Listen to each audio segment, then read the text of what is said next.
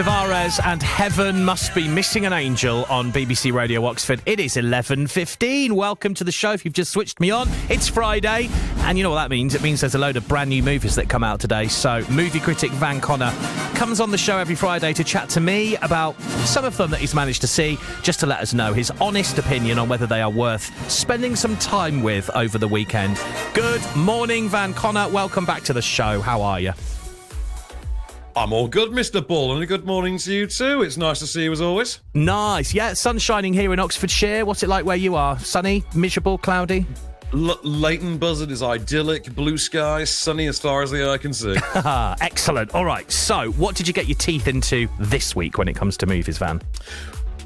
Well, I started off my week with a movie called Hoard, new movie from the wonderfully named Luna Cameron. Oh.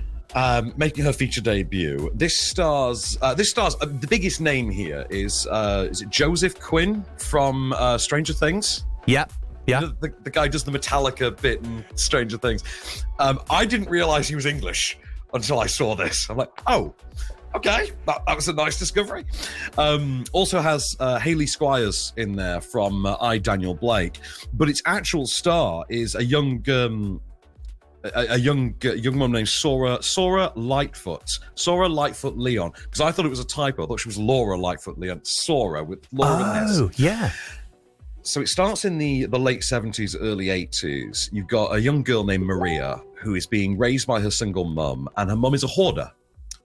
Like, literally fills the house with rubbish and teaches her daughter the value of, like, dumpster diving and searching for scraps kind of thing.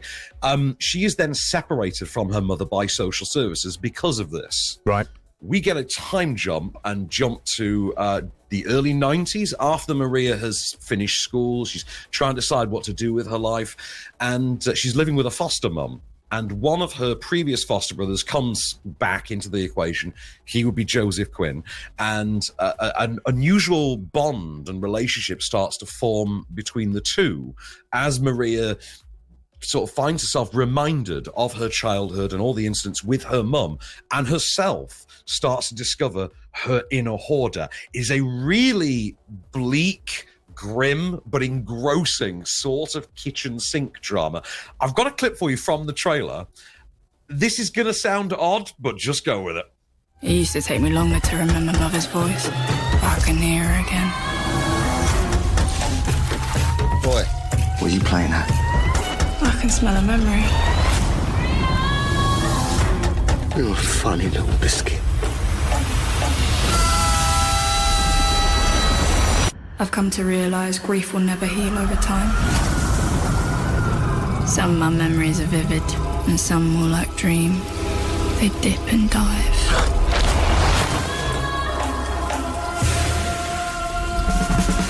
Did she say in there, Van, that she could smell a memory?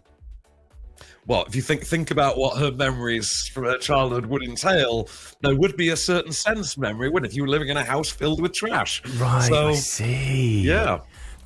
It sounds interesting, actually, to be able to see something like this. And you know, and to understand that, actually, there are real people in the real world that suffer with this. Exactly that. It's a really fascinating, really compelling, like I say, kind of a kitchen sink drama with a mental health and a trauma element in there. Great performance from Sora Lightfoot Leon. I thought that Joseph Quinn here, really, he won me over really hard on this. I only know him from the bits of Stranger Things that I've seen. I'm not really a Stranger Things guy. He's in the new Marvel Fantastic Four next year or so with Pedro Pascal. He's going to be Johnny Storm, which...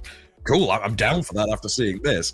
But great performance from both of those two leads. Samantha Spiro as the foster mother as well, I thought were a lot of heart, a lot of warmth to this role that I think the film really needs, because it's a hard watch, but I think Samantha Spiro brings that much needed sort of spark of warmth at the centre of it. This is, I think, really compelling stuff and worth checking out. Set in the 90s, as you say, most of the movie. Please tell me they took advantage of that with some decent soundtrack. There are a couple of from yesteryear bangers in there. There's I think a Lisa Stansfield song I hadn't heard in at least 25 years. Oh, wow. Okay. Now, this sounds good. So that's called Hoard, and if you would like to go and see it, you can, because it's out this weekend at the Phoenix Picture House Cinema in Oxford. Okay, then, Van, on to our next, and you know I'm not massively keen on these. Is this a subtitled?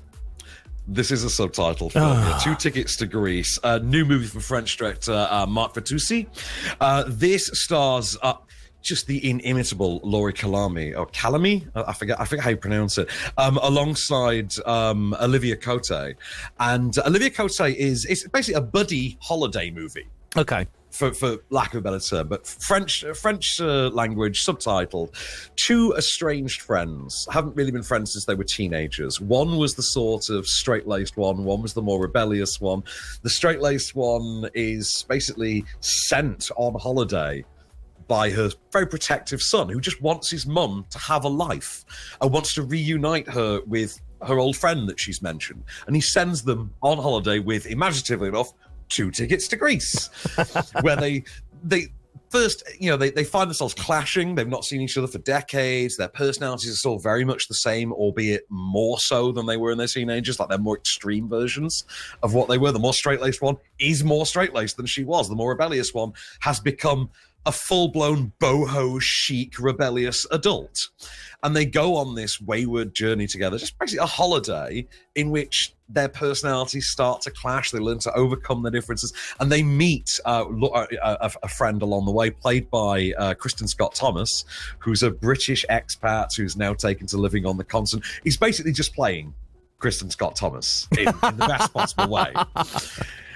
And absolutely steals the movie, Kristen Scott Thomas. I fell in love with her the second she came on screen. I always love Kristen Scott Thomas. Great role for her. But this is just a really fun, but also kind of moving, say, buddy holiday story about these 2 middle-aged women just overcoming their clash of personalities. Really fun, really charming, really sweet, but also did tug at the heartstrings here and there, and you do get quite invested in this friendship between, I think it's Marguerite and Blondine, I think are their names. You get really sucked into this dynamic between the 2 of them. Remind us what it's called again, and where would people be able to go and see this weekend? So 2 Tickets to Greece is in cinemas. It's a gorgeous looking film, by the way. The whole thing looks like Alex Grundon's Instagram feed. Like, it's picturesque.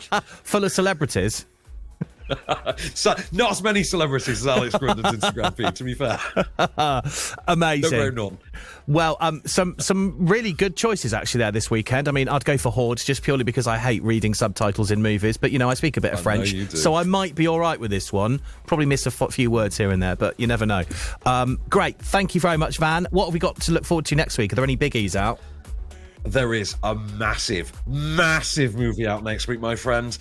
We're going back to the world of Mad Max. It's going to be Furiosa next week. Yes, Furiosa. I've seen the trailer for that. That looks good. All right, well, we'll see what you thought about that this time next week. Have a lovely weekend, Van. Till the next time, good sir.